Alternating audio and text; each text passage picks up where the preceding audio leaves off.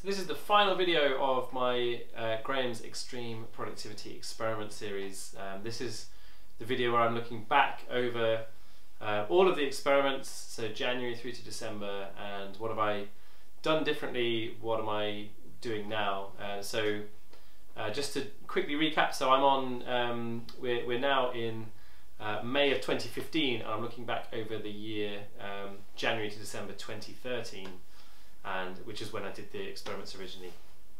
So looking back, a few things have changed. Probably the first thing that's changed, sort of impacting most on my lifestyle and the rest of my life, is obviously having a kid. So Roscoe came along at the end of October during this year, and that has obviously, had a huge impact on, my working hours, on lots of stuff in terms of, like it makes it very difficult for me to go to gigs, for example, and things like that. But like, I don't think it's hugely, everyone has this whole thing of like, oh, it changes you as a person. I don't think it has to me, really. I think we were both sort of going into parenthood with quite a good idea of what we wanted out of it and what we expected from it and that kind of thing. But yeah, I think a number of things have changed through the experiment. So particularly around email, a couple of those months were the first time really that I've outsourced email. I always thought that was, for me, a bit of a kind of, no-go area, bit of a sort of a line not to be crossed. And I found actually that there's some real usefulness in outsourcing email. So that's something that I've continued to this day. Is I basically have, so what we normally teach is a system where you have 3 folders: and action, read and waiting. I have a 4th folder in there which is called Graham to read. So that's an extra processing folder which is actually basically my inbox. So my actual inbox becomes basically my assistant's inbox. They will go through and look at all that stuff, and then what ends up in Graham to read is where I start. So it's really a first sift on email, dealing with a lot of that hacking, which just saves me time every day. And then I start from the Graham to read. So that's something that I only really did that because of the experiments. It's something that I've continued to this day, and I, like on a sort of standard week when I'm doing it all properly, if I do Tuesday and Thursday afternoons, it tends to be kind of 4 till 5 is when I'm on email. I can basically keep on top of most of my email in 2 hours a week, just like those 2 little periods. And the rest of the time, of course there's times where I'm kind of, just emergency scanning it or looking for stuff or replying to stuff or whatever. But like really my 2 big times for email processing is Tuesday afternoon, Thursday afternoon. And if you get an out of office from me, then you will know that, which is really designed to sort of keep that boundary, because otherwise people will be expecting instant responses and then they won't get it. So yeah, so the email thing has definitely changed. I think I've got much better at just recognizing when my attention is not at its finest, and realizing that, like, I think certainly in the first couple of months after having a kid, it was really unpredictable when my proactive attention would come, and when I would be really knackered and when I wouldn't, and things like that. So just recognizing that that's, every minute of every day we're all just dealing with a new reality. Like it's, we need to start from there rather than beating ourselves up on the mistakes we've made or the things we've not done or what's coming up or being stressed about stuff. And I think I've certainly become much more, I guess, just much kinder to myself, much more philosophical in all that as I've gone through, and I think those experiments have really changed that.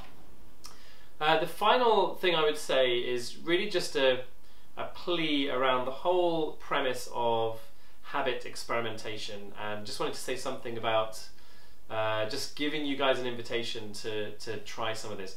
The idea with doing extreme productivity experiments, which was that each of these experiments would be so extreme that I couldn't do them on a sustainable level for the rest of my life. Like, I couldn't work an hour a day. I couldn't make decisions whether to throw over dice all the time. All these things that I was doing that were quite extreme were really to sort of test the extremity of the boundary and see what the learning is in that place, rather than something that I thought I could do permanently.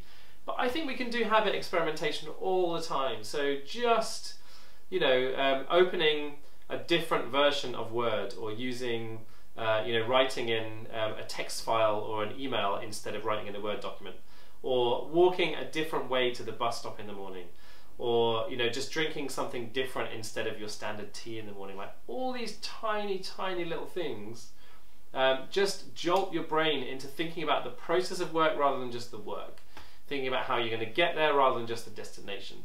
And I think if you can start to just give yourself these little prods back into, like I have choices here, rather than just doing it the way you've always done it and upholding your own status quo, I think there's something really powerful in that. And it's something that I've really started to to do since the extreme experiments, is just to try and make sure that I'm constantly mixing things up. I think we're all creatures of habit. I think as human beings, like we can very easily just get into doing things the way we've always done them, and inherently within that, not questioning the value of those things that you're doing, and not questioning whether it's the best way of doing it either. So I think my invitation to you would just be really simple, which is you don't have to do extreme productivity experiments to do experiments. Changing the time in your week where you do a weekly review, doing a weekly review, changing the time in your week where you take stock and do planning, or changing the time in the week you do the team meeting, changing the time in the week where you arrive at work, so changing it from 9 until 8:30, or from 9 till 9:30, or whatever. I just think these tiny little changes, switching Outlook off in the middle of the day for an hour and seeing what happens. Do whatever you can just to try and shake up the standard way that you would do something, and try and subvert the standard decision-making process that you would otherwise adopt in all of these things. I think in general, and here's a big thing for productivity often is, to get good at it, is about thinking about the process of the work, not just the work. And the more you can do these tiny little things and subvert that, the more you'll think about the process of your work, and the more you'll actually start to to question those things and get better at those things, and get onto that level of habit experimentation and constant improvement.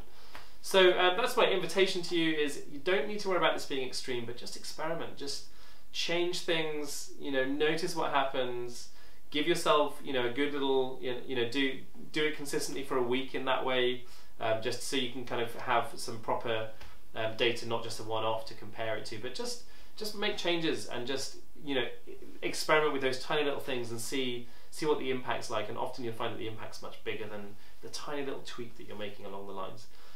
So that was January to December 2013. I've learnt loads from it.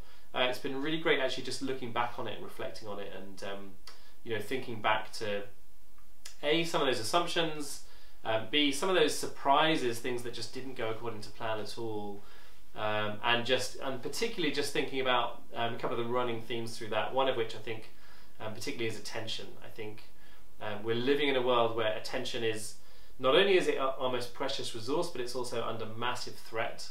I think the next few years are going to be very interesting in terms of reclaiming our attention from technology and really thinking about our relationship with tech, our relationship with information, and our relationship with the present moment, and really being grounded in that present moment. So hope you've enjoyed this series. I'd love to hear your thoughts. I don't have any immediate plans to turn this into a book. I do keynotes on this, where basically it's an hour keynote looking at the tours through the whole year and looking at some of the results. I did pitch, I pitched 3 or 4 different book ideas to my current publisher, and this was the only one that they didn't like. And I think the reason is they think that this stuff is like something that only people who are already quite into productivity are going to be into. And I totally get that, to be honest. Like, I've found it a really fascinating way personally to sort of get beyond the standard stuff that I wrote in How to Be a Productivity Ninja, and kind of give myself new material and different angles and different ways of thinking about stuff. But yeah, they're probably right. Like, it's a niche book if it's ever a book. But it's already a keynote talk, so hit me up if you're interested in having me come and speak on this stuff. And yeah, I don't have any immediate plans also to do any more extreme productivity experiments. I kind of feel like I'm micro-experimenting all the time. And it may well be something I come back to and do another series on, do some more experiments. I kind of feel like I've used up a lot of the best ideas in this year. But if you have other ideas for things that you'd like me to do experiments in, no promises I'm going to say yes, but like, please drop me a line, I'd love to hear them. And once again, just thank you for your attention. It's the most precious resource that we have, and I really value the time you've spent to take out of your precious day to watch this stuff, and I hope you've enjoyed it. Hit me up, love to hear your thoughts. See you soon.